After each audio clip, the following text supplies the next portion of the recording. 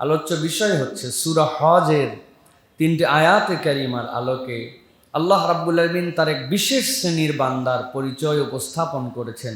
আল্লাহ কুরআনুল কারীমের মধ্যে তাদের প্রশংসা করে আল্লাহ রাব্বুল আলামিন বলছেন, আমি শুভ সংবাদ দিচ্ছি তাদের জন্য দুনিয়াতে যারা মুখবিত বান্দা। আল্লাহর মুখবিত বান্দা যদি কেউ হয়, আল্লাহ বলছেন আল্লাহ নিজে তাদেরকে শুভ সংবাদ জানাচ্ছেন। তাহলে দুনিয়াতে বিভিন্ন প্রকারের মানুষ আল্লাহ রাব্বুল আলামিন তাদেরকে বিভিন্ন ধরনের শুভ সংবাদ দিয়েছেন। এর এক দলের শুভ সংবাদ যারা দুনিয়াতে মুখবিত হতে পারবে। মুখবিত কি বান্দা? মুখবিত। আল্লাহ নিজেই তার পরিচয় দিয়েছেন যে তাদের পরিচয় কি। আল্লাহ কোরআনে কোনো জায়গায় বলেছেন একদল বান্দা সফল কাম। আল্লাহ কোরআনে কোনো জায়গায় বলেছেন একদল বান্দা আল্লাহর মুত্তাকি দিনদার। আল্লাহ আবার বলেছেন আল্লাহর কতকগুলা বান্দা আছে যারা ক্ষতিগ্রস্ত। আর আল্লাহ এই জায়গায় বলছেন আল্লাহর এক শ্রেণীর বান্দা আছে যারা মুখবিত। তাদেরকে আল্লাহ রাব্বুল আলামিন বলছেন, হে রাসূল আপনি তাদেরকে শুভ সংবাদ দেন। সুতরাং আজকে আমরা যে বিষয়ে কথা শুনবো সেটি হচ্ছে আল্লাহর মুখবিত বান্দাদের গুণাবলী এবং এই গুণাবলী অর্জনের পদ্ধতাবলী। আল্লাহ যেন আমাদেরকে আল্লাহর এই প্রিয় বান্দাদের মধ্যে অন্তর্ভুক্ত হওয়ার তৌফিক দান করেন। আল্লাহ রাব্বুল আলামিন কুরআনুল কারীমের 22 নম্বর সূরা হজ, এই হজের মধ্যে আল্লাহ রাব্বুল আলামিন অনেক ধরনের নির্দেশনার কথা বলেছেন। এর এক প্রজাতির কথা আল্লাহ রাব্বুল আলামিন এক প্রকরণের কথা এর মধ্যে বলছেন। আল্লাহর কতকগুলা বান্দা আছে যেই বান্দাগুলি আল্লাহ রাব্বুল আলামিনের জন্য যা হুকুম ওই হুকুমের প্রতি নিজেদেরকে উৎসর্গিত করে দেয়। সুবহানাল্লাহ। ভালো করে বোঝেন, আগে কথার ভাটটা বোঝেন। আল্লাহ যা করতে বলেছেন সেটা তো সে করে, কিন্তু আল্লাহর হুকুমের জন্য নিজেকে উৎসর্গ করে। ইব্রাহিম আলাইহিস সালাম স্বপ্ন দেখলেন যে আল্লাহ রাব্বুল আলামিন তাকে প্রিয়, তার সবচেয়ে প্রিয়কে আল্লাহর জন্য কুরবানি করতে বলেছেন। আল্লাহ কিন্তু বলেন নাই যে ইসমাইলকে কুরবানি করেন। প্রিয় উনি বুঝে ফেলছেন যে আমার সবচেয়ে প্রিয় কি। তাহলে সবচেয়ে প্রিয়কে আল্লাহর হুকুম মানার জন্য নিজেকে যে উৎসর্গ করা, এটাও একটা আল্লাহ রাব্বুল আলামিনের প্রিয় পাত্র হওয়া। সুবহানাল্লাহ। আল্লাহ রাব্বুল আলামিন বলছেন, ওয়ালিকুল্লি উম্মাতিন জাআলনা মানসাকাল লিয়াযকুরু ইসমাল্লাহি আলা মা রাযাকাহুম। আল্লাহ রাব্বুল আলামিন বলছেন, পৃথিবীতে আমি যত জাতি প্রেরণ করেছি, যত গোষ্ঠী প্রেরণ করেছি, আল্লাহ বলছেন প্রত্যেক জাতি গোষ্ঠীর জন্য যাদের কাছে পয়গম্বর এসেছিল, জাআলনা মানসাকা, আল্লাহ বলছেন তাদের আনুগত্য করার জন্য আল্লাহ কতগুলা পদ্ধতি দান করছিলেন। সুবহানাল্লাহ। আনুগত্য কিভাবে তারা করবে, কোন কাজটা করলে সে আনুগত্যশীল, আল্লাহর কাছে প্রমাণ করার জন্য কতগুলা পদ্ধতি দিয়েছেন রব্বুল আলামিন। সকলের জন্য পদ্ধতি দিয়েছিলেন, কিন্তু উম্মতে মুহাম্মাদির জন্য আল্লাহ রাব্বুল আলামিন এমনভাবে সহজ করেছেন, এইটা অন্য সকল উম্মতের থেকে আপনার আমার নবীর ফজলে আল্লাহ রাব্বুল আলামিন এক্সেপশনাল বানায় দিয়েছেন। আগেও কুরবানি ছিল, কিন্তু আগে জবাই যেদিন করতে হতো, করার পরে যাবতীয় পশুগুলা সব মাঠের মধ্যে নিয়ে যায়, এটা আব্দুল হাই সাইফুল্লাহর কুরবানি। মানুষ চিনতো এই জায়গায় একটা চিহ্ন দেওয়া আছে, এইটা ইমাম সাহেবের কুরবানি, এটা মুয়াজ্জিন সাহেবের কুরবানি, এইটা এলাকার হাম বড়াই করে হাম্বিতাম্বি করে অমুক কমিউনিটির লিডার সাহেবের কুরবানি, মন্ত্রী সাহেবের কুরবানি। কুরবানি সবাই করে মাঠের মধ্যে রেখে দিয়ে আসছে। পরের দিন সকালবেলা যাওয়ার পরে যাদের কুরবানিগুলা মাঠের মধ্যে দেখা যাইতো, মানুষ বুঝে ফেলতো এদের কামাই রুজির মধ্যে বক্কর চক্কর আছে। আর যাদেরগুলো আসমান থেকে আগুন এসে সবগুলা ছাই বানায় দিত, বুঝা যেত তাদেরগুলা কবুল হয়েছে। আল্লাহ উম্মতে মুহাম্মদির প্রতি ভাগ্যিস দয়া করছে, নচেত আমাদের গ্রামগঞ্জ মাঠ ঘাট কুরবানির পশুতে পয়সে গন্ধ হয়ে যেত। বোঝেন নাই মনে হয় না? আল্লাহ রাব্বুল আলামিন বলছেন, ওয়ালিকুল্লি উম্মাতিন জাআলনা মানসাকাল লিয়াযকুরু ইসমাল্লাহি আলা মা রাযাকাকুম মিন বাহিমাতিল আনআম আল্লাহ বলছেন তোমাদের জন্য যে পোষ্য প্রাণী, তোমাদেরকে আল্লাহ রাব্বুল আমিন যে সম্পদ দিলেন, আল্লাহ রাব্বুল আমিন তোমাদের জন্য যে প্রাণীগুলাকে অনুগত করে দিলেন, আল্লাহ বলছেন এই উম্মতের জন্য অন্যতম একটা আল্লাহর আনুগত্যের প্রমাণ হচ্ছে তারা যেন অনুগত প্রাণীগুলার উপরে আল্লাহর নামগুলাকে জপে দেয়, আল্লাহর জন্য তারা যেন কুরবানি করে দেয়। আল্লাহ বলছেন এই কুরবানি করাটাই হচ্ছে তাদের আনুগত্যের প্রমাণ বহন করবে। সুবহানাল্লাহ। আল্লাহ রাব্বুল আমিন বলছেন জেনে রাখো ফাইলাহুকুম ইলাহু ওয়াহিদ, তোমাদের ইলাহ তো এক, ওই প্রাণীও যার উপাসনা করে তুমিও তার করো, তোমাদের সকলের ইলাহ এক। আল্লাহ বলছেন নবী আপনি খোঁজখবরি তাদের ব্যাপারে দিয়ে দেন, ফালাহু আসলিমু, তারা যেন নিজেরা আল্লাহর কাছে সমর্পিত হয়ে যায়। ওয়াবাশশিরিল মুখবিতিন, আর যারা আল্লাহর মুখবিত বান্দা, যারা আল্লাহর কাছে বিনয়বনত নম্র বান্দা হবে, আল্লাহ বলছেন তাদের ব্যাপারে শুভ সংবাদ। সুবহানাল্লাহ। ভালো করে ঠান্ডা মাথায় অনুভব করার চেষ্টা করেন।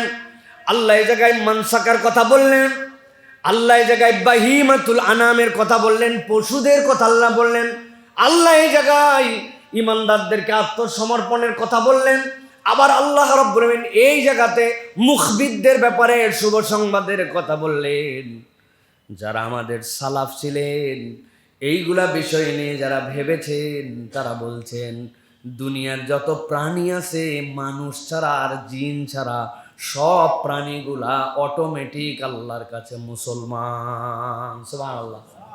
সবাই মুসলমান, সবগুলো অবনত, আল্লাহর হুকুমের বাইরে তারা কখনো চলে না। আল্লাহ রাব্বুল আমিন যে পদ্ধতিতে তাদের জন্য তরিকা বাতলায় দিয়েছেন ওই তরিকায় তারা ফলো করে চলে। একমাত্র আল্লাহ রাব্বুল আমিন এই প্রাণী কুলের সাথে তুলনা দিয়ে বলছেন তাদের ইলাহ যিনি তোমাদের ইলাহ তিনি, তোমাদের সকলের ইলাহ তো এক, ডাকো ভিন্ন ভিন্ন কিন্তু আসলে ইলাহ হওয়ার যোগ্যতা কারো নাই।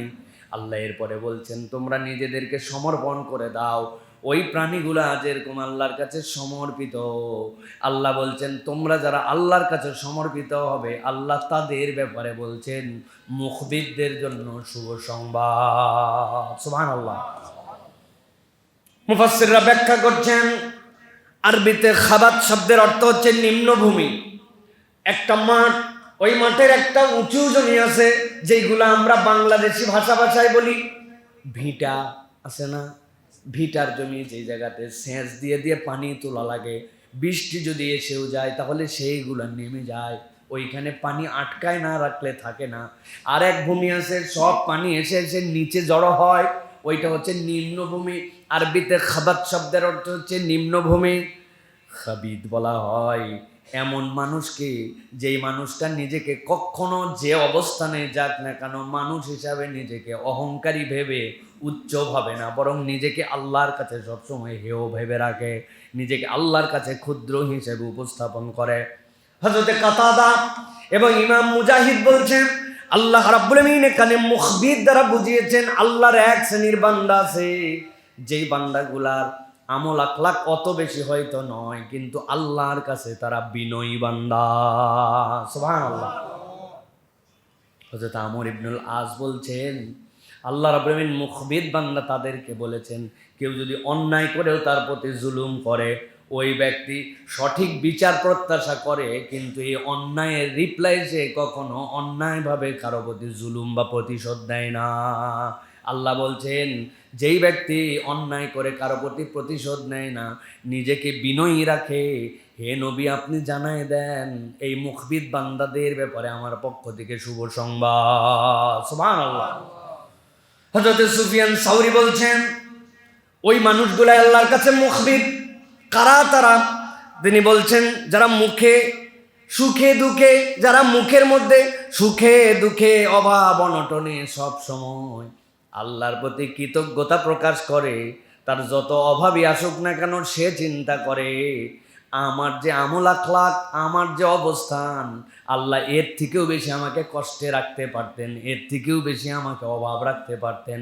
সে কখনো আল্লাহর কাছে অভাব অনটনে ঘাবড়ায় যায় উল্টাপাল্টা কথা বলে না, বরং আল্লাহর ফায়সালায় সন্তুষ্ট থাকে। আল্লাহ বলছেন ওই বান্দা হচ্ছে মুখবির। সুবহানাল্লাহ। ইমাম ইবনে কাসির বলতেছেন, কেউ যদি মুখবির বান্দা হতে চায় 3 ধরনের হালতের উপরে তাকে থাকতে হবে। 1 নম্বরে অহংকার এবং আত্মরম্ভিকা, তার মধ্যে যে অহংকারের প্রকাশ এইটা যেন কোনো ক্ষেত্রেই তার মধ্যে না আসে। 2 নম্বরে সব সময় আল্লাহর সামনে নিজেকে অক্ষম হিসাবে উপস্থাপন করা, বিনয়ী হিসাবে উপস্থাপন করা। আমার বুদ্ধিতে এটা হয়েছিল, আমি এই প্ল্যান করছিলাম জন্য এই করছিলাম, বাঘ মারছিলাম, এরকম একটা ভাব নিয়ে চলা। আল্লাহ বলছেন ওই ব্যক্তির কখনো এরকম ভাব থাকবে না। 3 নম্বরে বন্দেগী সে যে আল্লাহর জন্য করবে এত একাগ্র হবে, আল্লাহর জন্য ইবাদত বন্দেগীতে তার দিলটা সব সময় লেগে থাকবে। ইবনে কাসির রহমাতুল্লাহি আলাইহি বলছেন এই ব্যক্তিটাই হচ্ছে আল্লাহর কাছে মুখবির। সুবহানাল্লাহ। সুতরাং এখানে শাব্দিক অর্থ আমরা শিখলাম।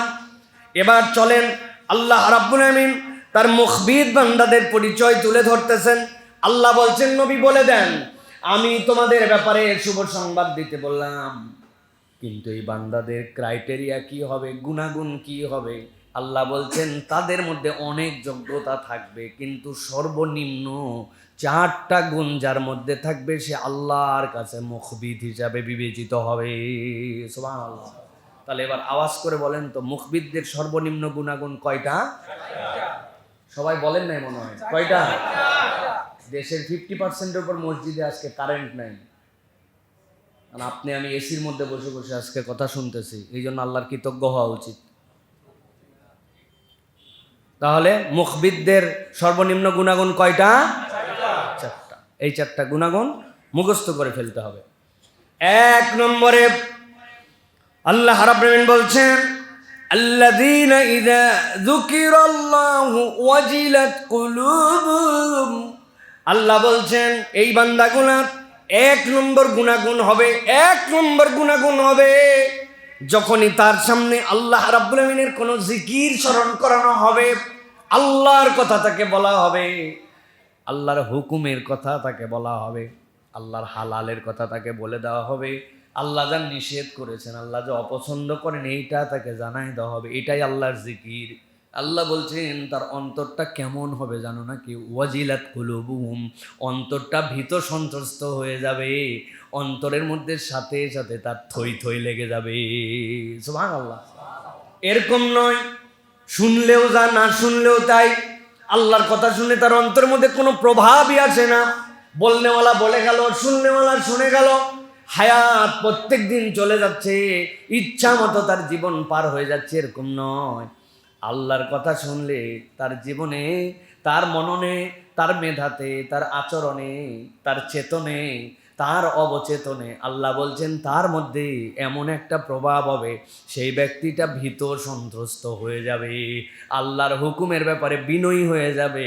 কেমনে হুকুম মানা যায় এইটার জন্য তার দিলের মধ্যে একটা একাগ্রতা আসবে। সুবহানাল্লাহ। এই জন্য মুফাসসিরিনে কেরাম ব্যাখ্যা করেছেন, ইবনে কাসির রহমতুল্লাহ আলাইহি বলছেন আল্লাহ ওয়াজিলাত দ্বারা কি বুঝিয়েছেন। ইবনে কাসির বলছেন কারো মহত্বের কারণে, কারো বরত্বের কারণে তার সামনে গেলে যেরকম আপনি নিজেকে ক্ষুদ্র ভেবে আপনি নিজে বিনয়ী হয়ে যান, এমন অফিসে গেছেন, প্রাইম মিনিস্টারের সামনে আপনি গেছেন, অন্য সময় আপনার যত ধরনের বদখাসলতি থাক না কেন, ওই জায়গায় যাওয়ার পরে আপনি আপনার আচরণে ভদ্রতা দেখান।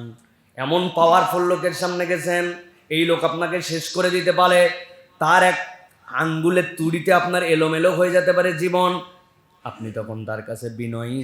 এমন বুজুর্গের কাছে গেছেন, এমন মহৎ ব্যক্তির কাছে গেছেন, তার সামনে যাওয়ার পরে আপনি নিজেকে ক্ষুদ্র হিসেবে উপস্থাপন করেন, ইবনে কাসির বলছেন আল্লাহ রাব্বুল আমিন ওয়াজিলাত শব্দরা বুঝিয়েছেন আল্লাহর হুকুম যখন বান্দার সামনে আসে ওই বান্দার হালত হচ্ছে ডান দেখে না, বাম দেখে না, সামনে দেখে না, পিছনে দেখে না, সে কোনো কারণ এক্সকিউজ খুঁজে না, আল্লাহর হুকুমের কাছে নিজেকে নিবেদিত করে দেয়।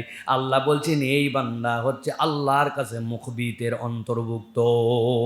সুবহানাল্লাহ। হিসাব মিলায়েন, খালি ফাও ফাও সুবহানাল্লাহ বলেন না। ব্যবসার মিথ্যা ছাড়তে পারলাম না, এখন পর্যন্ত নিজের মুখে দাড়ি উঠাতে পারলাম না, এখন পর্যন্ত পাঞ্জাগানা মুসল্লি হতে পারলাম না, এখন পর্যন্ত মুখের মিথ্যা বাদ দিতে পারলাম না, চায়ের দোকানে বসলে এখন পর্যন্ত গীবত বাদ দিতে পারলাম না, আমি আবার আল্লাহর হুকুমের কাছে নাকি বিনয়ী। বলুন সুবহানাল্লাহ। হে জোরে জোরে সুবহানাল্লাহ বলে দিলাম। এই সুবহানাল্লাহর মানে এটা নয়। পরে আল্লাহ বলছেন আল্লাহর হুকুম, আল্লাহ যে বলেছেন মিথ্যা বলা যাবে না, আল্লাহ বলেছেন গীবত করা যাবে না, আল্লাহ বলেছেন ওজনে ফাঁকি দেওয়া যাবে না, মানুষকে ধোঁকা দেওয়া যাবে না, বান্দার মনে কষ্ট দেওয়া যাবে না, অন্যায় অযার্য আচরণ কারোর সাথে করা যাবে না, বেইনসাফি কথাবার্তা বলা যাবে না, পরনিন্দা, পিছনে কারো সম্মানহানিকর কোনো মন্তব্য করা যাবে না, ক্লাস বাঁধানো যাবে না, গন্ডগোল ফাসাদের মধ্যে যাওয়া যাবে না। আল্লাহ সবগুলা নিষেধ করলেন, আমি সবগুলার মধ্যেই আছি, আবার নিজেকে মুমিন পরিচয় দিচ্ছে। আল্লাহ বলছেন হয় নাই। আল্লাহর হুকুম জানার পরে তুমি যখন তার কাছে একদম বিনয়ী হয়ে গেছো, ওইটার নাম হচ্ছে মুখবিত। এটা হচ্ছে মুখবিত বান্দাদের 1 নম্বর গুণাগুণ। ফাতহুল কাদিরের মধ্যে এসেছে আল্লাহ রাব্বুল আলামিনের কোন বান্দাদের ব্যাপারে ওয়াজিলাত কুলুবুহুম বললেন। তিনি বলছেন দৃঢ় ঈমানী শক্তির প্রমাণ বহন করবে এই ব্যক্তি এমন ভাবে যে আল্লাহর কথা বললে ওই বান্দার দিলের মধ্যে একটা প্রভাব সৃষ্টি হয়, ওই বান্দার দিলের মধ্যে একটা ভালো লাগা সৃষ্টি হয়। যার দিলের মধ্যে ন্যূনতম এইটুক প্রভাব সৃষ্টি হবে, আল্লাহ বলছেন ওই বান্দাটা মুখবিত। সুবহানাল্লাহ। আল্লাহ রাব্বুল আলামিন কুরআনুল কারীমে আরো 2টা আয়াতের মধ্যে এটার ব্যাখ্যা করেছেন অন্তরের হালতটা কিরকম করে হবে। আল্লাহ সূরা আনফাল 2 নম্বর আয়াতের মধ্যে বলছেন ইন্নামাল মুমিনুনাল্লাযীনা ইযা যুকিরাল্লাহু ওয়াজিলাত কুলুবুহুম ওয়া ইযা তুলিয়াত আলাইহিম আয়াতুহু زادتهم إيمانا وعلى ربهم يتوكلون। আল্লাহ বলছেন মানুষের মধ্যে এক শ্রেণীর মানুষ থাকবে, যেই মানুষের কাছে আল্লাহর কোনো বিধিবিধান যখন বলে দেওয়া হবে এইটা আল্লাহর হুকুম, ওই বান্দা যখন তার কাছে আল্লাহর আয়াতগুলো তেলাওয়াত করা হবে, আল্লাহ বলছেন তার 2 ধরনের হালত হবে। আল্লাহ রাব্বুল আলামিন বলছেন 1 নম্বর হালত হচ্ছে ওয়াজিলাত কুলুবুহুম, তার অন্তরটা র্যান্ডম থাকবে না, তার অন্তরের মধ্যে একটা প্রতিক্রিয়া হবে, তার অন্তরের মধ্যে একটা হালত পরিবর্তন হবে। আমি বহুবার এই উদাহরণ দিয়েছি, মায়েরা যখন আগে মাটিতে চুলা ধরাতো, আগের দিন বর্ষা হয়ে গেছে, বৃষ্টির কারণে চুলা স্যাঁতস্যাঁতে হয়ে গেছে, ওই চুলা যখন ধরায়, চুলা ধরানোতে ডাইরেক্ট যদি দিয়াশালাইয়ের কাঠি দিতে শুরু করে তাইলে ম্যাচ পুরায় যাতে চুলা ধরবে না, সাদা ধোঁয়া মারে, তখন পাশে একটা কুপি বাতি রাখতো, ল্যাম্পো বাতি রাখতো। আপনারা কি বলেন? কুপি না, ল্যাম্প কুপি, এইটা যে রাখতো, এইটা প্রথমে ধরায় নিত, এরপরে সেখান থেকে কিছু শুকনা কাগজ, কাপড়পত্র, শুকনা খড়ি টড়ি দিয়া, খড়টর দিয়া, পাটকাঠি দিয়ে এরপরে চুলা ধরাতো। কিন্তু যেই না আপনি ধরাইছেন ওই ল্যাম্পো বাতি, যেই না ধরাইছেন চেরাগ, ধরানোর পরে দেখেন ওর মাথা নিজেই দপদপ করে। কিরে দপদপ করে কেন? টান দিয়ে চিন্তা করছে, সলতা বা পোলতা যেটাই বলেন, এইটা মনে হয় কার্বন জমে গেছে, এই জন্য আস্তে করে তুলে দিয়েছে, একটু পরিষ্কার করে আবার ধরাইছে, ধরাই দেখে আগের থেকে বেশি কালো ধোঁয়া মারে, আর দপ দপ দপ দপ এই নিমলো এই নিমলো। কানের কাছে মা বোনেরা বাতি তুলতো, তুলে ঝাঁকায় দেখছে, আহা যা ভাবছিলাম তাই, ভিতরে কি নাই? ভিতরে মাল নাই, যেটা দিয়ে জ্বলানো লাগবে সেইটা নাই, এই জন্য দপ দপ দপ দপ করে। আর যদি ভিতরে কিছু থাকে তাইলে এইটা ঠিকঠাক মতো জ্বলে। আল্লাহর আয়াত বলার পরেও আল্লাহর হুকুম শোনার পরেও হৃদয় যদি প্রতিক্রিয়া না করে, বুঝবেন নাম কাওয়াজতে মুসলমান, ওর ভিতরে আসলে ঈমান আর বাকি না। ঠিক না? তাছাড়া এত বলার পরে শোনে না কেন?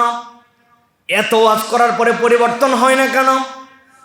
আল্লাহ রাব্বুল আমিন এই জন্য বলছেন, ওয়াজিলাত কুলুবুহুম ওয়া ইযা তুলিয়াত আলাইহিম আয়াতু যাদাতুহুম ঈমানা। আল্লাহ বলছেন, আর যখন তার কাছে আল্লাহর আয়াত তেলাওয়াত করে করে সরাসরি কোরআন থেকে তাকে বার্তা দেওয়া হয়, তার ভিতরে যদি ঈমান থাকে, আমি আল্লাহ বলতেছেন, আল্লাহ নিজে বলতেছেন, আমি গ্যারান্টার দিলাম, তার ঈমান আর আগের জায়গায় থাকে না, তার ঈমানটা বৃদ্ধি পেয়ে যায়। সুবহানাল্লাহ। ওই মানুষ শপথ নিয়ে ফেলে পরিবর্তন হওয়া লাগবে, এইভাবে জীবন চলতে পারে না। কত তরুণ মরে গেল, কত বাচ্চা কাচ্চা হামের প্রকোপে সন্তান কোলে নিয়ে কানতে কানতে বাপ হসপিটাল থেকে বের হয়ে আসতেছে, আর আমার কোনো পরিবর্তন নাই। আমি বেহায়া বেশরম মুসলমান পরিবারের সন্তান, মুসলমান পরিবারের মেয়ে হওয়ার পরেও নির্লজ্জের মতো আমি রাস্তাঘাটে ঘোরাফেরা করি। আছে না নাই? বেহায়া বেশরম নির্লজ্জ। পরিবর্তন হয় না কেন? কারণ দেখবেন ভিতরে আপনি ঝাঁকায়া পরীক্ষা করলে বুঝবেন ভিতরে কি না। আরে মানুষের ভিতরে মাল থাকে নাকি? ঈমান নেই। সব এক কথায় লাগালে হবে সব। আল্লাহ রাব্বুল আমিন বলছেন, সাথে একটা ফায়দা বলে দেই, যদি তোমার অন্তর প্রকম্পিত হয়, যদি তুমি আল্লাহর প্রতি প্রকৃত তাওয়াক্কুল করতে পারো, আল্লাহ বলছেন তোমার ঈমানটা বাড়তে বাড়তে কত দূর পর্যন্ত যাবে জানো? আল্লাহ বলছেন, ওয়ালা রাব্বিহিম ইয়াতাওয়াক্কালুন, ওই বান্দা আল্লাহ ছাড়ার কারো প্রতি ভরসা করবে না। সুবহানাল্লাহ। তার লেভেলটা টপ গ্রেডে চলে যাবে। আল্লাহ বলছেন, নবী বলে দেন, ওই বান্দা দুনিয়ায় আছে, দারুসালাম মসজিদে আছে, ওই বান্দা কুঁড়ে ঘরের মধ্যে আছে, খাবারের কষ্টে আছে, যা চাইছিল দুনিয়াতে ডিজায়ার অনুযায়ী মিলে নাই, কিন্তু বলে দেন ওয়াবাশশিরিল মুখবিতিন, আমি আল্লাহ তার জন্য শুভ সংবাদ দিয়ে রাখলাম, এই জীবনই শেষ জীবন নয়, জীবনটা শেষ করে আমার কাছে আইসে দেখ আমি তোরে কি দেই। সুবহানাল্লাহ। আল্লাহ রাব্বুল আমিনের আরেকটা প্রকরণের কথা বলেছেন। আল্লাহ বলছেন, আল্লাহু নাযালা আহসানাল হাদিসি কিতাবাম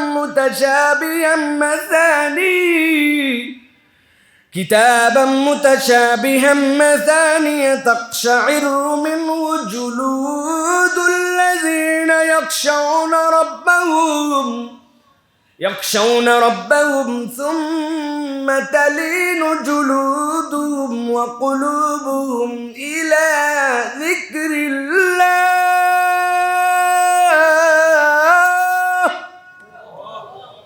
আল্লাহ বলছেন, আল্লাহ আসমান থেকে তোমাদের জন্য যে কিতাব অবতীর্ণ করেছেন, আল্লাহ রাব্বুল আমিন তোমাদের জন্য যে বার্তা দিলেন, স্বাভাবিক কিছু ভেবো না, এটা অস্বাভাবিক ব্যাপার।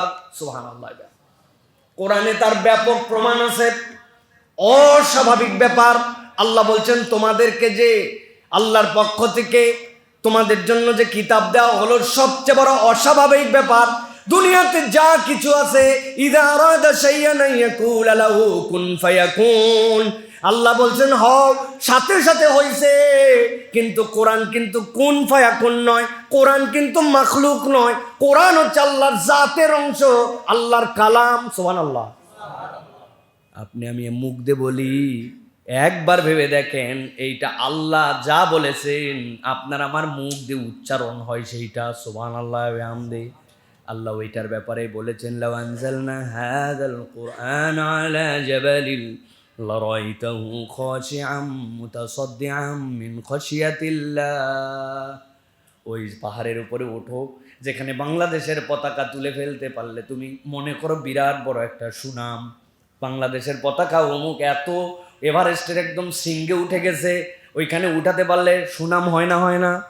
আল্লাহ বলছেন, এত দূর পাহাড় যেইটা দেখো, এইটা কেবল উপরে এতটুকু ভেবো না, আমি আল্লাহ উপরে যতটুকু এইটাকে নিচের দিকেও ততটুকু রেখেছি। ওয়াল জিবালা আওতাদা, এটা পেরেকের মতো গাড়ি দিছে আল্লাহ রাব্বুল আমিন ভিতর দিকে, আপনি যেরকম রয়্যাল প্লাগ ব্যবহার করেন যাতে করে আপনার স্ক্রুটা উঠে না যায়, ওয়ালের সাথে যেন এঁটে ধরে রাখে, আল্লাহ বলছেন ওয়াল জিবাল আউতাদা, আমি এই প্রত্যেকটা পাহাড়কে রয়্যাল প্লাগের মতো নিচের দিকে ঢুকায় রাখছি। তুমি যেইটা দেখছো এত উপরে, ওইটা নিচের দিকে গাঁথা। ওই পাহাড়ের উপরে যদি কোরআনের একটা আয়াতকে ডাইরেক্ট অবতরণ করা হতো, সহ্য করতে পারতো না, হিমালয় পর্বত চূর্ণ বিচূর্ণ হয়ে যেত। আল্লাহু আকবার। বলছেন ওইটা দিছি মানুষের উপরে, মুহাম্মদ সাল্লাল্লাহু আলাইহি ওয়াসাল্লামের উপরে। ওইটা তোমার কাছে আসছে, ওইটার এফেক্ট আছে, ওইটার পাওয়ার আছে, ওইটার একটা সক্ষমতা আছে। তবে কাদের জন্য? যাদের অন্তর ওইটা রিসিভ করার মতো পাওয়ার রাখে। আল্লাহ রাব্বুল আমিন বলছেন তাকশাইরু মিনহু জুলুদুল্লাযীনা ইয়াখশাউনা রাব্বাহুম, ওই ব্যক্তিদের চামড়াগুলার মধ্যে যে পশম আছে, ওই পশমগুলো দাঁড়ায় যায় আল্লাহর ভয়ে। আল্লাহ বলছেন কেবল তাই নয়, সুম্মা তালিনু জুলুদুহুম ওয়া কুলুবুহুম ইলা যিকরিল্লাহ, আল্লাহর হুকুম শুনে তার গায়ের পশম দাঁড়ায় গেছে, মাথার থেকে পা পর্যন্ত একটা ঠান্ডা ঠান্ডা রক্তে প্রবাহ বয়ে গেছে। এটা আমার আল্লাহর কথা। আল্লাহ বলছেন এরপরে তাদের অন্তরগুলা আল্লাহর জন্য বিনয়ী হয়ে গেছে।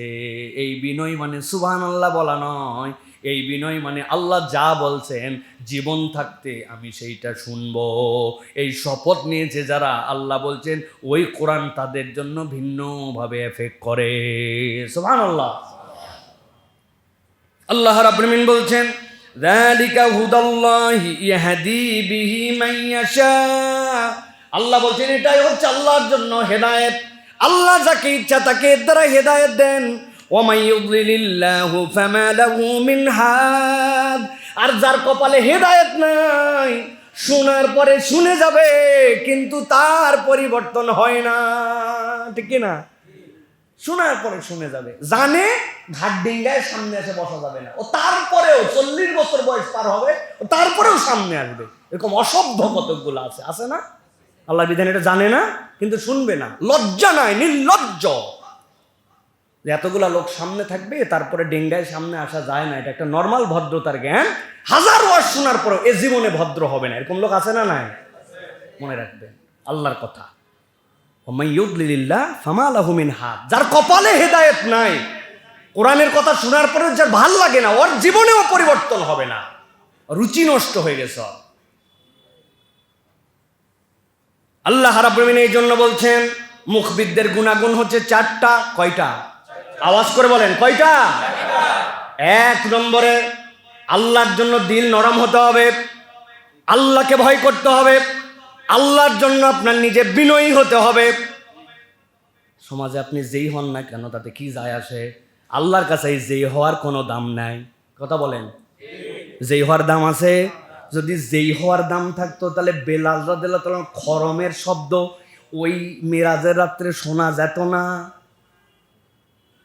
কিছুই ছিলেন না, বাপের পরিচয় নাই, তার আগের পরিচয় নাই, পুরা বংশ তালিকা হচ্ছে গোলামের বাচ্চা, গোলাম, 1 টাকা তার নাই। কিসের সমাজ, কিসের কি? কিন্তু শব্দ শোনা গেছে অন্তরের কারণে। আল্লাহ রাব্বুল আমিন বলছেন এরপরে, চলেন 2 নম্বরে যাই, সংক্ষেপ করব আজকে।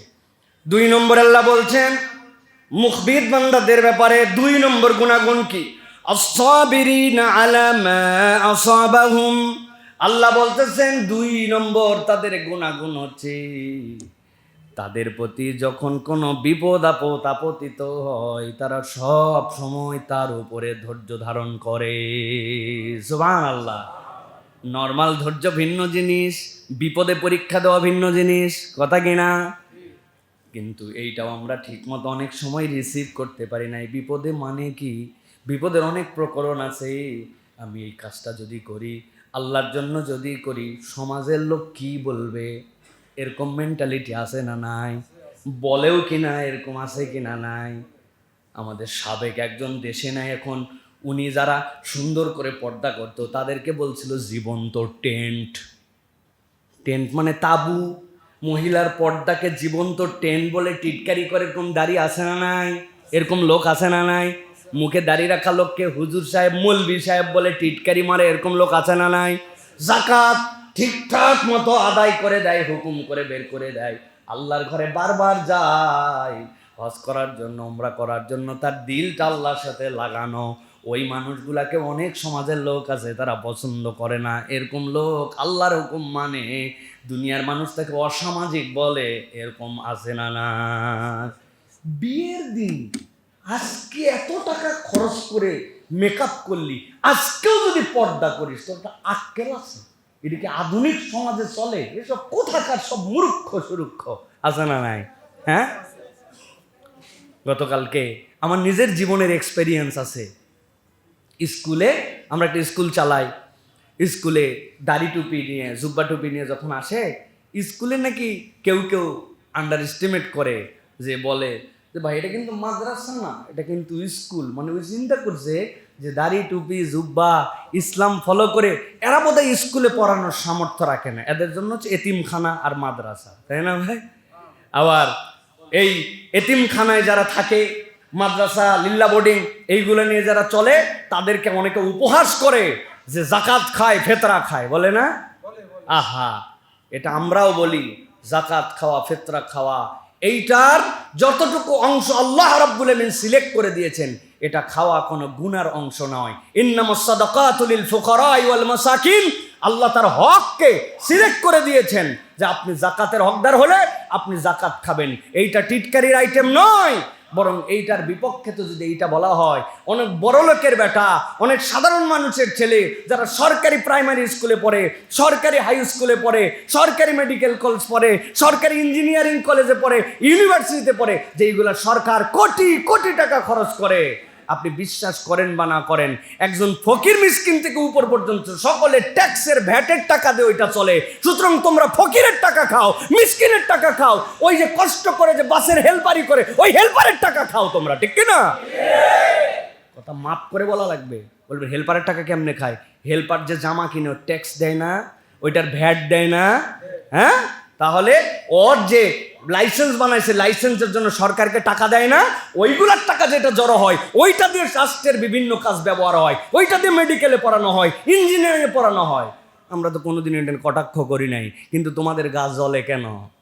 তার কারণ হচ্ছে, মূল কথা, আল্লাহর হুকুমের প্রতি যারা বিনয়ী হয়, এক শ্রেণী তাদেরকে দেখতে পারে না, আছে না? না, আল্লাহ এই জন্য বলছেন আস-সাবিরিনা আলা মা আসাবাহুম, তোমার দায়িত্ব হচ্ছে তোমার উপর যত ধরনের বিপদ আসুক, সব বিপদে আল্লাহর হুকুমের প্রতি তুমি তাবে করেছো, আল্লাহর হুকুমের প্রতি তোমাকে সমর্পণ করে দিয়েছো। আল্লাহ বলছেন ওয়াবাশশিরিল মুখবিতিন, নবী আপনি এদেরকে শুভ সংবাদ দিয়ে দেন। দুনিয়ার যেমন একটু কষ্ট হবে, কে ধোকা দিয়ে দিছে, ব্যবসায়িক পার্টনারে মার দিয়ে দিছে, চালাকি করে ক্ষতিগ্রস্ত করে দিছে, ব্যবসায় লস হয়ে গেছে, তারপরেও আল্লাহর জন্য দাঁড়ায় থাকছে, মাথাটা উঁচু করে রাখছে, দান খয়রাত করা বন্ধ করে নাই, নামাজ পড়া বন্ধ করে নাই, আল্লাহর দিকে আসা বন্ধ করে নাই। আল্লাহ বলছেন দুনিয়ার কয়দিন তো, এরপরে আসো, তোমারে কি রিওয়ার্ড দিব সেটা আমি আল্লাহ তোমার জন্য সিলেক্ট করে রেখেছি। সুবহানাল্লাহ।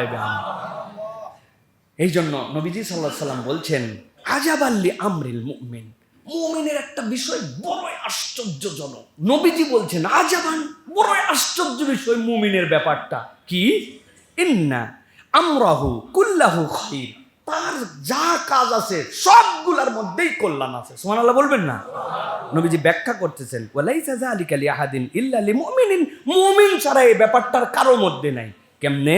আল্লাহ নবী বলছেন ইন আসাবাতহু সাররা শাকারা, যখন কোনো ব্যক্তির প্রতি কোনো ধরনের উপকারী বিষয় আপতিত হয়, তখন ওই ব্যক্তিটা আল্লাহর কাছে কৃতজ্ঞতা আদায় করে, ফাকানা খায়রাল্লাহু, তাহলে উপকার যেটা পাইছে ওইটার জন্য সে আল্লাহর কৃতজ্ঞ হয়ে গেছে, এটাও তার জন্য কল্যাণ। ওয়াইন আসাবাতহু দাররা, যদি তার প্রতি কোনো বিপদ আসে, সবারা, সে তখন সবর করে, ফাকানা খায়রাল্লাহু, যখন সবর করে এটাও তার জন্য কল্যাণ। আনন্দের ফল পাইছে, শুকরিয়া করছে, কল্যাণ। বিপদে পড়ছে, সবর করছে, কল্যাণ। আল্লাহ নবী বলছেন মুমিনের ব্যাপারটা কতই না আশ্চর্যশীল, বিপদে পড়লেও কল্যাণ, শুকর গুজারের হালতেও কল্যাণ, সে কল্যাণের বাহিরে কখনো নাই। সুবহানাল্লাহ। নবী বলছেন মুমিন ছাড়া আর কারো উপরে এইটা নাই, কিন্তু এটা মুমিনের মতো মুমিন হওয়া লাগবে। অল্প একটু বিপদে পড়ছে, আল্লাহরে গালাগালি করে উদ্ধার করে ফেলছে একবারে। কয় আল্লাহ তো আর দিন দেখে না, যেই দিন আমি ল্যাপটা ছাদে শুকাতে দিয়েছিলাম আর ধানটা নাড়তে দিয়েছিলাম, আল্লাহর ওই দিনে বৃষ্টি দেওয়া লাগে। নাউজুবিল্লাহ বলবেন না? ওই ফকির মিসকিন বাচ্চাগুলা মোটা কাটা, আর আল্লাহ তো লোক খুঁজে পায় না, যত অসুখ খালি আমার বাচ্চার, আছে না? এরকম কথা বলালো, আহা তাহলে কেমনে মুমিন হলো? এ তো মুমিন হতে পারলো না। মুমিন পাইছে কল্যাণ, ওর উপরে শুকরিয়া করছে, সে উপকার পেয়ে গেছে।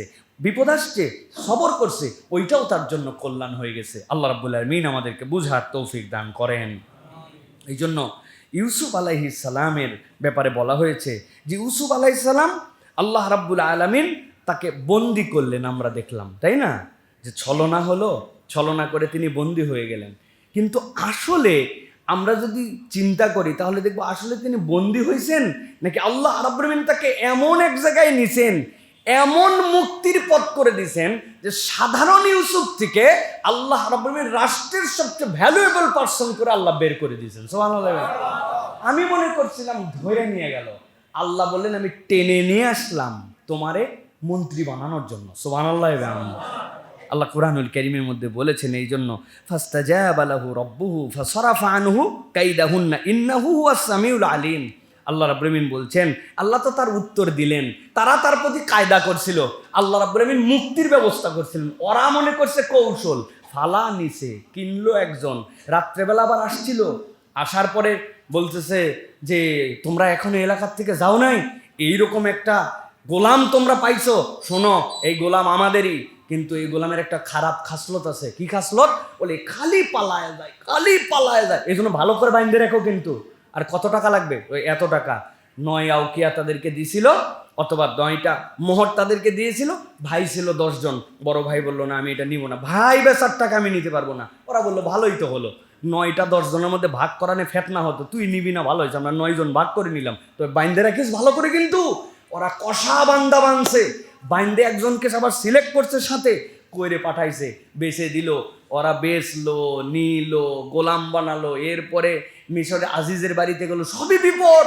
আল্লাহ বলছেন ওরা কায়দা করলো, আর আমি আল্লাহ এর দ্বারা তার মুক্তির রাস্তা বের করে দিলাম। সুবহানাল্লাহ। সুতরাং কার মধ্যে কি আছে এটা কিন্তু আমরা বুঝবো না, ওর উপর ধৈর্য ধরা, আল্লাহর কাছে সাহায্য প্রার্থনা করা, এটা হচ্ছে মুখবিদদের 2 নম্বর গুণাগুণ। 3 নম্বর আল্লাহ রাব্বুল আলামিন বলছেন ওয়াল মুকিমিনাস সালাম। 3 নম্বরে ইমানদারের গুণাগুণ হবে, মুখবিদদের গুণাগুণ হবে, সর্বহালতেই সে সালাতের পাবন্দি করবে। সালাত কায়েম করাই হচ্ছে তার জীবনের চূড়ান্ত স্বপ্ন হবে। কোনো অজুহাতে কখনো সালাত বাদ দিবে না, তার পরিবারকে সালাতের উপরে রাখার জন্য চেষ্টা করবে। বাপ নামাজি, মা নামাজি, বাপ হাজি সাহেব, বাপ মসজিদের কমিটির দায়িত্বের মধ্যে আছে, সন্তান সালাত আদায় করে না, এরকম আমাদের আছে না নাই? বুঝে বলবেন আছে না নাই? কাদের আছে এবার হাত তোলেন। ভালো করে সাবধান হন, আমার পরিবারেও থাকতে পারে, আপনার পরিবারেও থাকতে পারে।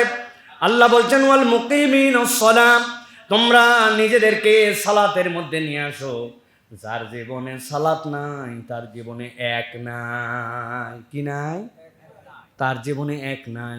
বোর্ডে যদি এক না থাকে, সংখ্যা যতই যা বাড়ান আপনি, 0 মান ডানেও যেরকম বামেও সেরকম থাকবে, কিন্তু একটা এক আপনার আমার জীবনে পরিবর্তন হয়ে যেতে পারে, ঠিক কি না?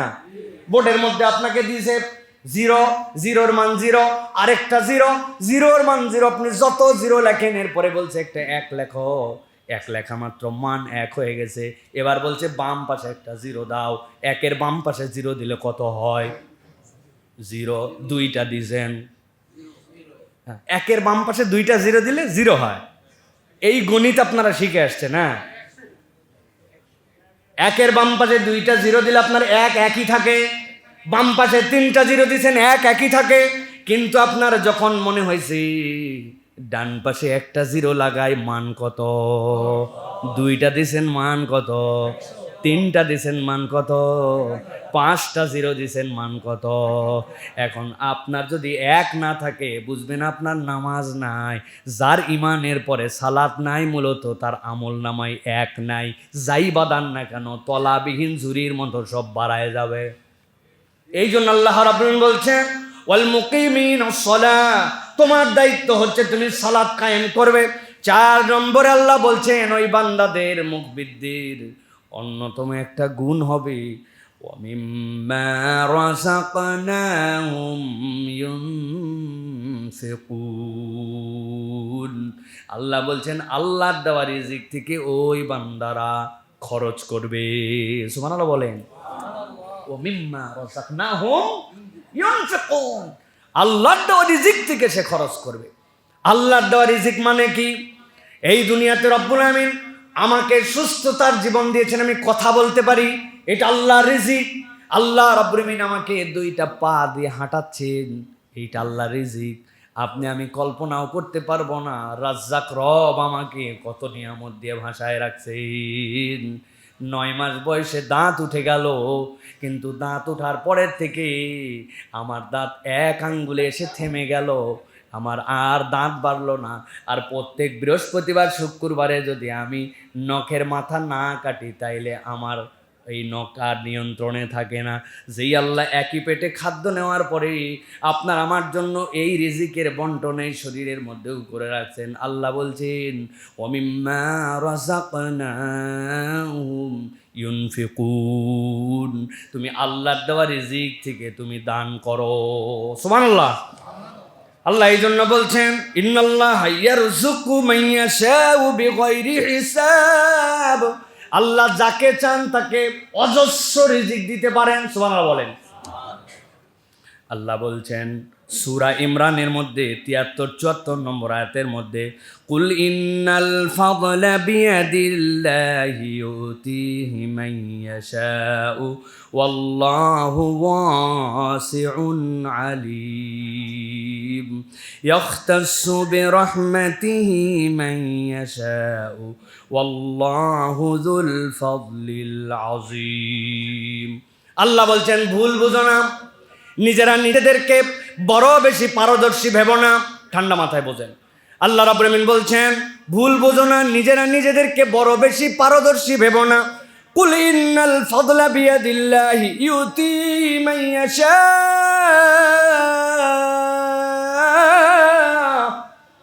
আল্লাহ বলছেন যাবতীয় কল্যাণ হচ্ছে আল্লাহর হাতে। আল্লাহ রাব্বুল আলামিন চাইলে তোমাকে ইজ্জত দিতে পারেন। সুবহানাল্লাহ। তো আল্লাহ বলছেন জেনে রাখো আল্লাহু ওয়াসিউন আলিম, আল্লাহ হচ্ছেন তোমাদের জন্য মহা প্রশস্ত জ্ঞানী, সব বিষয়ের জ্ঞান আল্লাহ রাব্বুল আলামিনের কাছে আছে। ইয়াখতাসসু বিরহমাতিহি মান ইয়াশা আল্লাহু যুল ফাদলিল আযীম। তুমি কখনো ভেবো না আমার বিচক্ষণতায়, আমার প্ল্যানে, আমার প্রোগ্রামে, আমার নিজের দূরদর্শিতায়, আমার পড়ালেখায়, আমার ব্যবসায় আজকে আমার এই অবস্থান। আল্লাহ বলছেন আল্লাহ যার জন্য রহমত নির্ধারণ করেন সেই রহমতটাই একমাত্র আল্লাহ দাতা। এই ঈমান যার আছে আল্লাহ বলছেন সেই ব্যক্তি আল্লাহর দেওয়া রিজিক থেকে দান করতে পারে। সুবহানাল্লাহ। বাদশা হারুনুর রশিদ নাম শুনছেন না আপনারা? বাদশা হারুনুর রশিদ বড় সখী মানুষ ছিলেন, তার কাছে কেউ গেলে তাকে খালি হাতে ফেরত দিতেন না। অনেক দূরে একজন কৃষক পরিবার থাকতো, অর্থনৈতিক সচ্ছলতা তার নাই, বউ তার বুদ্ধিমতী ছিলেন, বউ বুদ্ধি দিয়েছে বাচ্চার কাছে যেই যায় কিছু হাদিয়া নিয়ে যায়, বাচ্চা এর বিপক্ষে তার জন্য একটা সম্মানজনক কিছু দিয়ে দেয়, এবার আমরাও কিছু নিয়ে যাব, যাতে করে বাচ্চা আমাদেরকে আশরাফি দিয়ে দেন, ওইটা দিয়ে আমাদের যেন সংসারের অবস্থা পরিবর্তন হয়। বউ অনেক চিন্তা ভাবনা করে দেখছে বাচ্চারে কি দিবে, জামা কাপড়, আরে কি এর জামা কাপড়, আমাদেরগুলো এর জাতের মধ্যে পড়ে না, বাচ্চারে কেমনে দেই। অনেক চিন্তা ভাবনা করে বুদ্ধি করছে বাচ্চা থাকে শহরে, মিশরের ভিতরে একদম প্রাইম জায়গায়, আমরা থাকি গ্রামের একদম এমন জায়গায় যেই জায়গাতে নিরিবিলি আবহাওয়া, সুন্দর পরিবেশ ভালো। আমাদের বাড়ির থেকে একটা ঝর্ণাতে আমরা পানি নিয়ে আসি, এত টেস্টি, এত স্বাদের পানি, এত মিষ্টি পানি।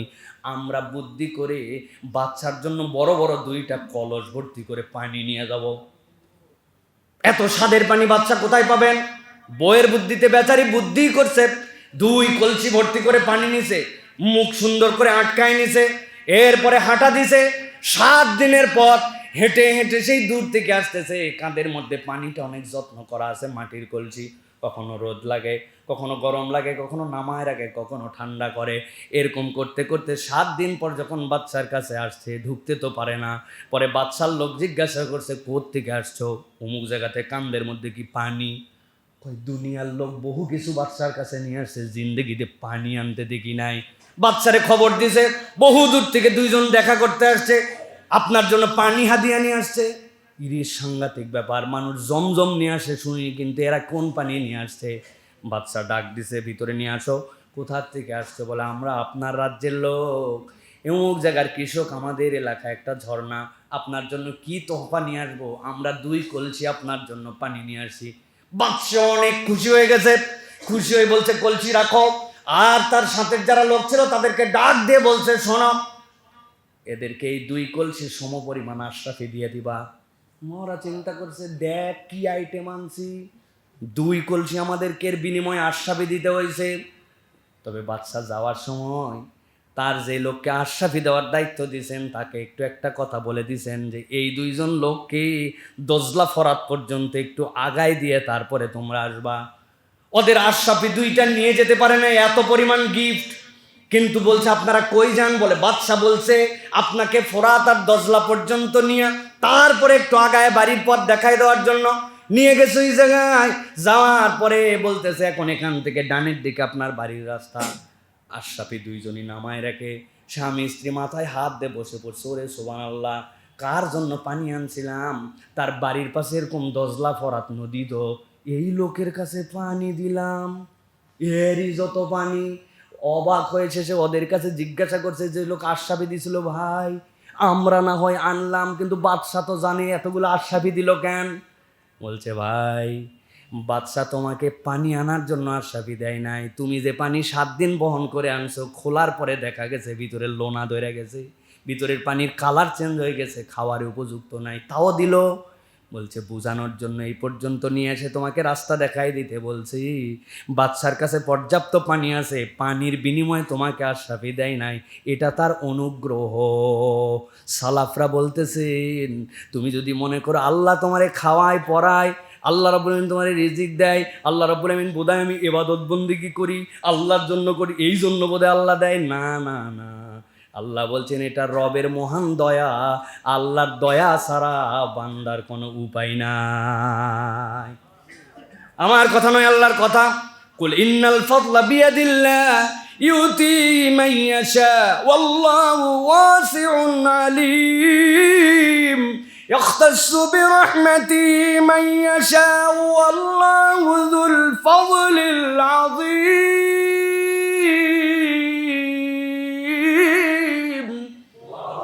আল্লাহ বলছেন এই ভালো মন্দ সব কিছুর মালিকানা তার হাতে, অতএব তুমি তার কাছে যদি সমর্পিত হও, তার দেওয়া রিজিক থেকে যদি খরচ করো, আল্লাহ রাব্বুল আলামিন তোমাকে মুখবিত বান্দাদের অন্তর্ভুক্ত করবেন। সুবহানাল্লাহ।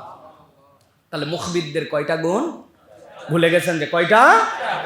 4 নম্বর, আল্লাহর দেওয়া রিজিক থেকে ওই বান্দা খরচ করে।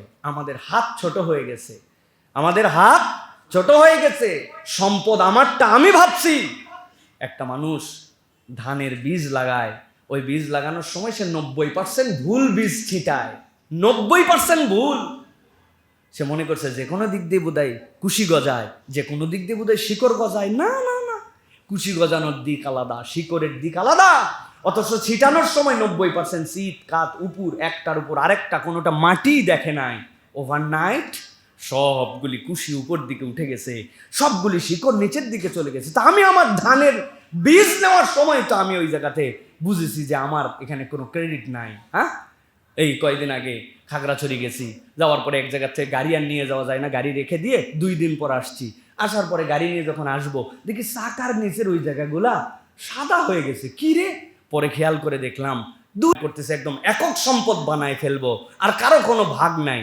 এটা বড় ব্যাড মেন্টালিটি হবে আমাদের জন্য। এই দেশকে যদি আগাতে হয়, এই জাতিকে যদি আগাতে হয়, সবচেয়ে বেশি যেটা দরকার, সকল পজিটিভ এবং ভালো কাজে আপনাকে দল মত সকল কিছুর উপরে উঠে আপনাকে ওটা সমর্থন করতে হবে। তাছাড়া আপনি মানুষই হতে পারেন না, ঠিক কিনা?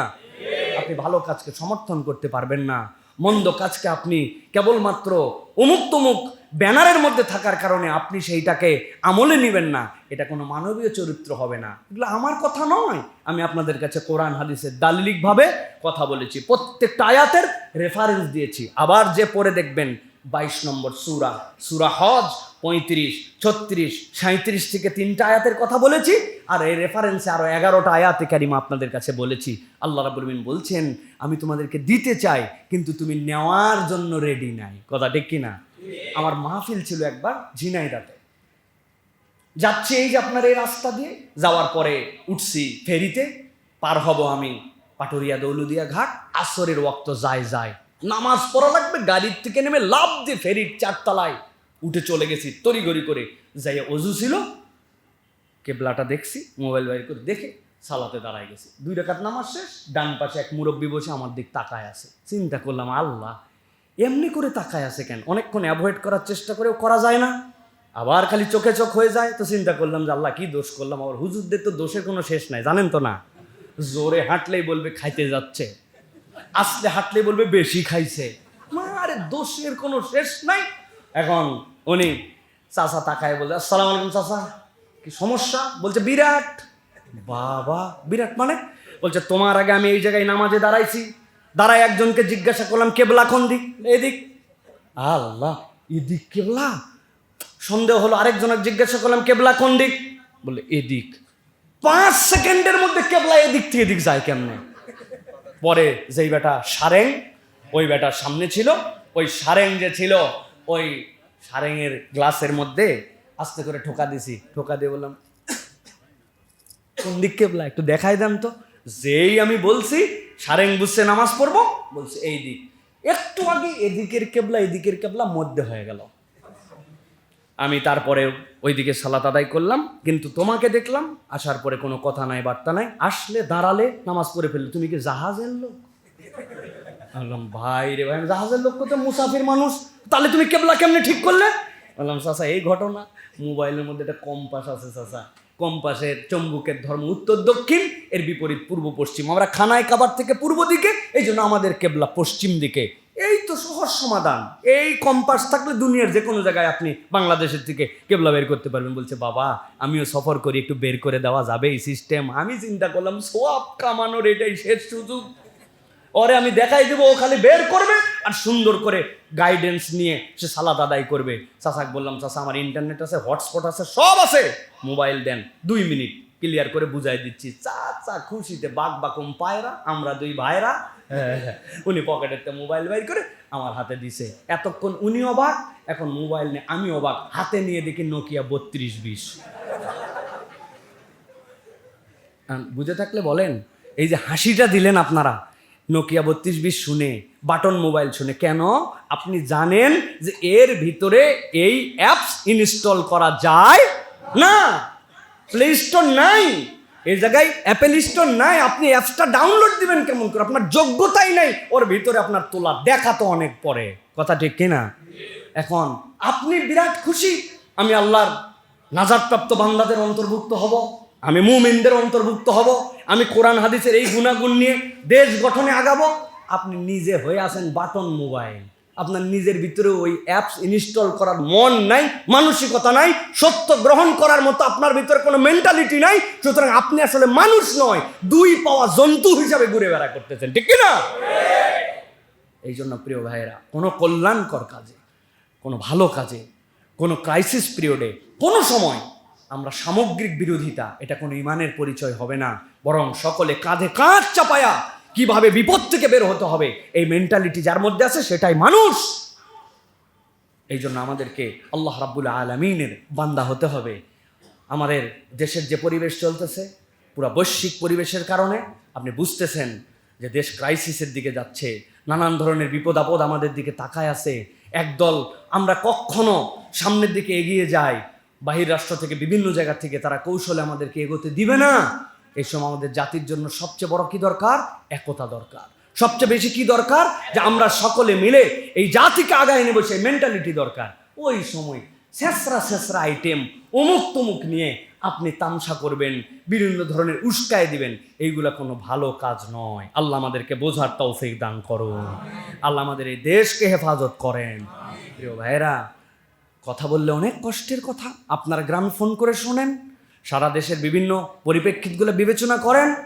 আজকে চালের সিজন, ধানের সিজন, এইটা যদি আমাদের জন্য সামগ্রিকভাবে উৎপাদনে ব্যাহত হয়, তাহলে আমাদের জন্য কি হবে? আপনি টাকা রেখে কি করবেন? আপনি তখন ব্যাংকিং দিয়ে কি করবেন? তাহলে এইগুলোর থেকে বেরোনোর জন্য আল্লাহর সাহায্য কামনা করতে হবে। সকলকে এটার জন্য আল্লাহর কাছে দোয়া করতে হবে।